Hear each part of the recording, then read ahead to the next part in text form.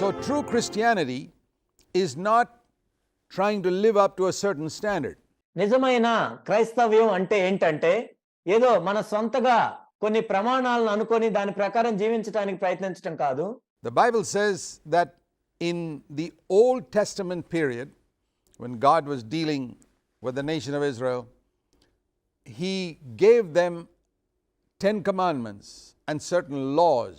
Bible ఏం చెప్తుందంటే పాత నిబంధనలో దేవుడు ఇశ్రాయేలు దేశాన్ని వ్యవహరించేటప్పుడు ఆయన 10 ఆజ్ఞలను అనుగ్రహించాడు మరియు కొన్ని ధర్మ విధులను అనుగ్రహించాడు. That entire period of 1500 years described in the Old Testament is called the period of the law. పాత నిబంధనలో ఆ 1500 సంవత్సరాలను కూడా ధర్మశాస్త్ర యుగం అని పిలుస్తారు.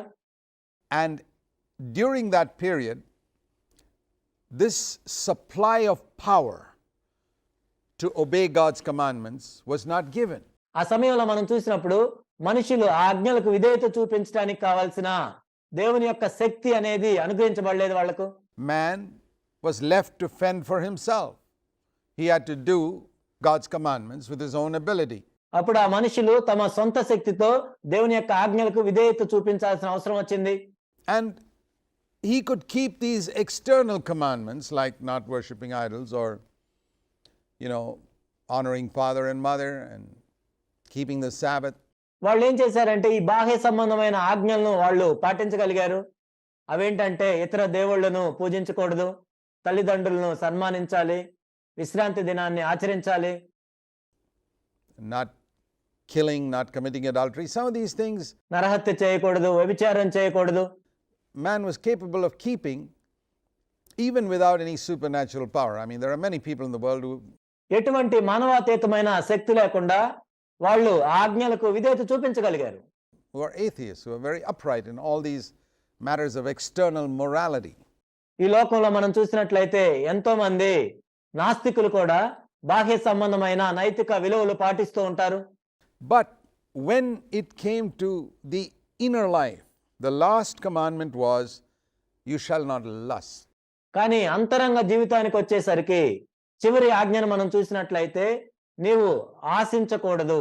When it came to that commandment, Paul says in Romans chapter 7, he just couldn't keep it. ఆ ఆజ్ఞ విషయంలోనికి వచ్చేసరికి రోమా 7లో పౌలు ఈ విధంగా చెప్పాడు, నేను దీన్ని పాటించలేకపోయాను. He could keep all the other 9, but he couldn't keep this one. ఆయన 9 ఆజ్ఞలను పాటించగలిగాడు కానీ ఈ 10వ ఆజ్ఞను పాటించలేకపోయాడు.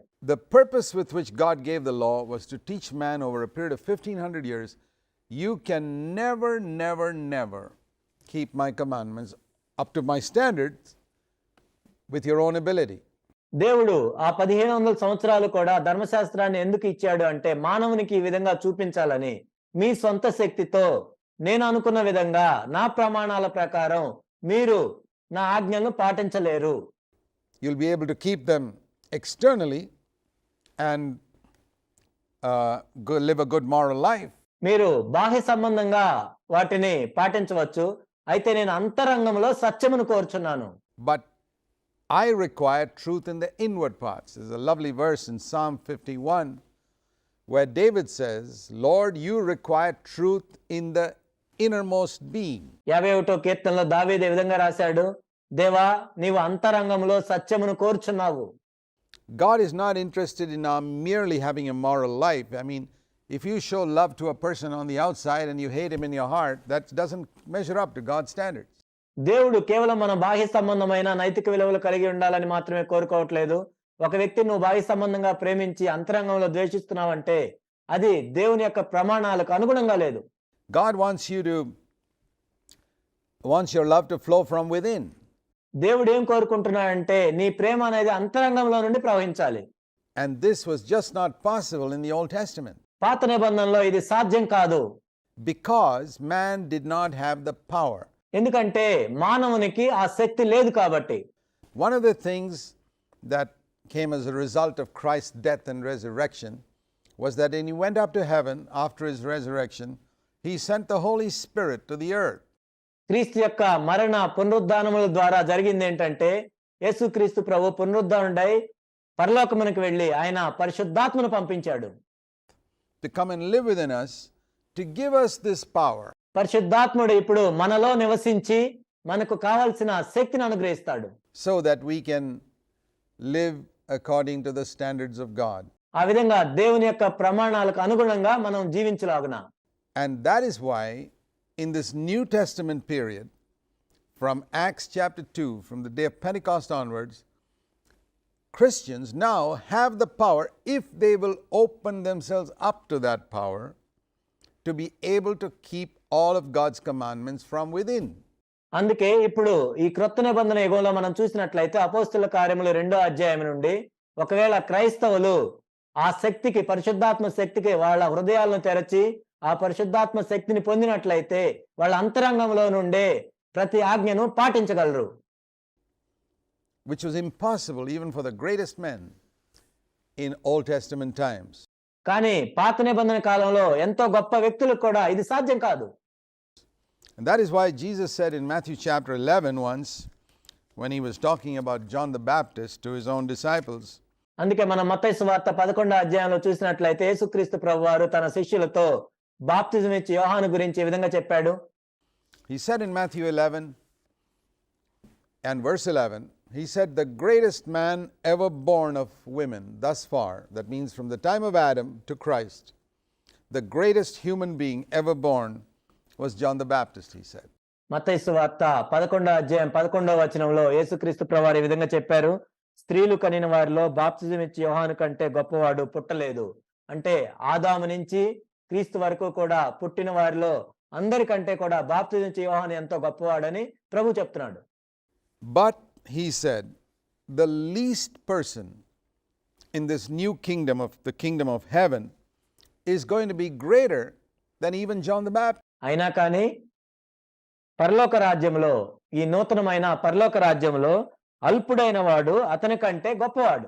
In other words, now a new era is beginning in which man will be able to rise much higher than the greatest men in the old covenant. ఇంకో మాటలో చెప్పాలంటే ఇప్పుడు ఒక నూతన శకం ప్రారంభమైంది.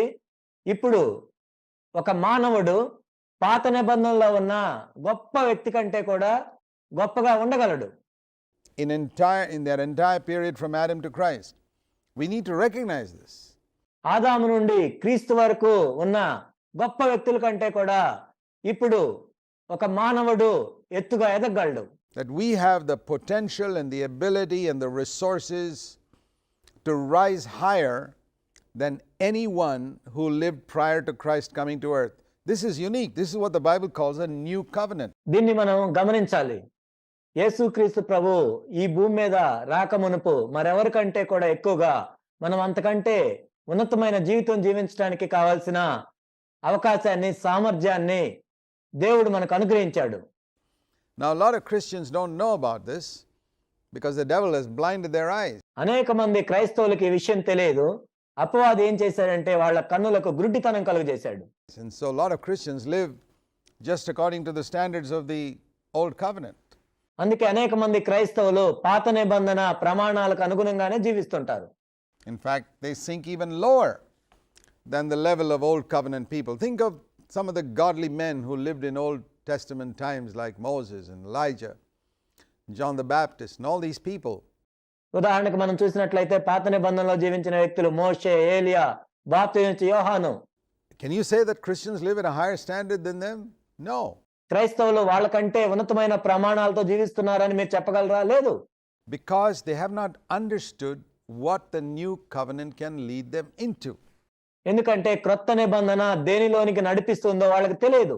God does not only give us forgiveness for our sins, as we considered earlier, He also gives us strength to overcome sin in our life.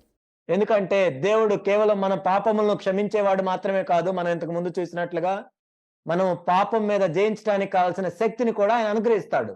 Strength to do every single thing that He commanded. దేవుడు ఆజ్ఞాపించిన ప్రతి దానిని నెరవేర్చుటకు కావాల్సిన శక్తిని ఆయన అనుగ్రహిస్తాడు. God is on our side against our passions which are sinful, against the lusts in our flesh.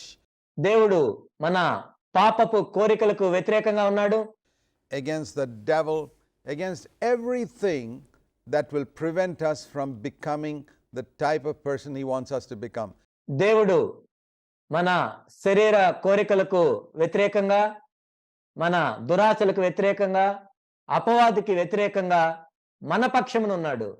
దేవుడు మనం ఎలా ఉండాలని కోరుకుంటున్నాడో అలా మనం ఉండాలని దేవుడు కోరుకుంటున్నాడు.